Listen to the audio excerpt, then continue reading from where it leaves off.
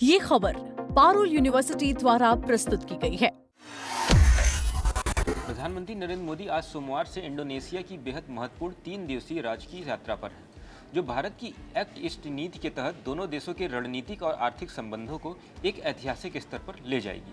6 से 8 जुलाई 2026 तक चलने वाली इस ऐतिहासिक दौरे पर पीएम मोदी इंडोनेशियाई राष्ट्रपति प्रबोतो सुबियांतो के निमंत्रण पर द्विपक्षीय वार्ता करेंगे। इस यात्रा का सबसे बड़ा आकर्षण भारत की यूपीआई और इंडोनेशिया की डिजिटल भुगतान प्रणालियों को आपस में जोड़ना है, जिससे बाली जैसे पर्यटन स्थलों पर जाने वाले लाखों भारतीय पर्यटकों के लिए बिना किसी परेशानी से भुगतान करना बेहद आसान और सस्ता हो जाएगा। इसके अलावा दोनों शीर्ष नेता रक्षा सहयोग, खाद्य सुरक्षा, स्वास्थ्य सेवा और दुर्लभ खनिजों की सुरक्षित आपूर्ति श्रृंखला जैसे गंभीर वैश्विक मुद्दों पर गहरी चर्चा करेंगे। अपनी इस व्यस्त यात्रा के दौरान पीएम मोदी जकार्ता में एक विशाल भारतीय प्रवासियों को संबोधित भी करने वाले हैं और इसके साथ साथ वहाँ के प्रसिद्ध मंदिर प्रभानन परिसर का दौरा भी करेंगे।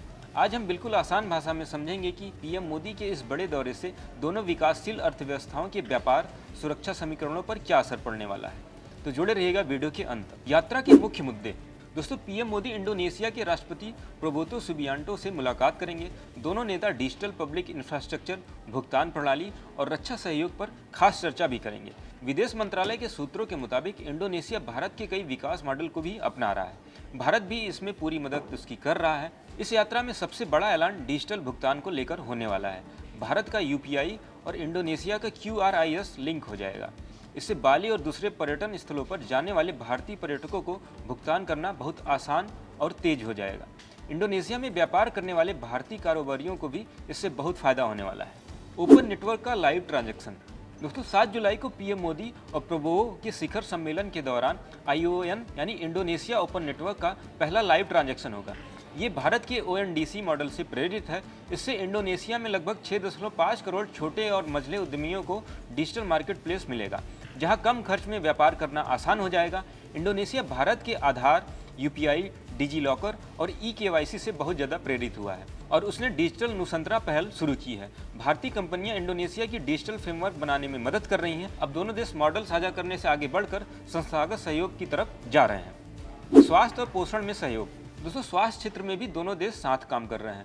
भारत में पीएम पोषण यानी कि मिड डे मील पर योजना से प्रेरित होकर इंडोनेशिया ने फ्री न्यूट्रिशियस मीट्स प्रोग्राम शुरू किया है। ग्रामीण इलाकों में सस्ती दवाओं के लिए जन औषधि केंद्रों का मॉडल भी अपनाने पे चर्चा चल रही है। इसके अलावा रक्षा क्षेत्र में भी साझेदारी मजबूत हो रही है। इंडोनेशिया भारत के साथ डिफेंस मैन्युफैक्चरिंग, टेक्नोलॉजी ट्रांसफर और सैन्य परीक्षण और इसके अलावा समुद्री सुरक्षा पर भी काम करना चाहता है। ब्रह्मोस जैसी शक्तिशाली मिसाइलों पर भी चर्चा हो रही है। हिंद प्रशांत क्षेत्र में समुद्री सुरक्षा और संयुक्त अभ्यास बढ़ाने की भी योजना है। इंडोनेशिया के पास निकेल और अन्य दुर्लभ खनिजों के विशाल भंडार हैं। ये इलेक्ट्रिक वाहन, बैटरी और आधुनिक विनिर्माण के लिए बहुत जरूरी होते हैं।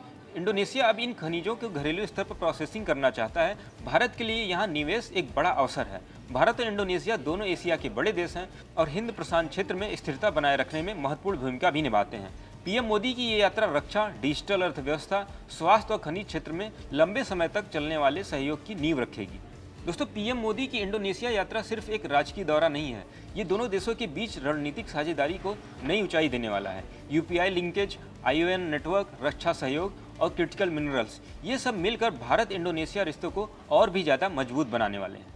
आपको इस यात्रा से क्या उम्मीद है, कमेंट करके जरूर बताएं। वीडियो पसंद आया तो लाइक करें, शेयर करें, चैनल को सब्सक्राइब करना न भूलें। ऐसी ही और जानकारी के लिए देखते रहें दैनिक जागरण।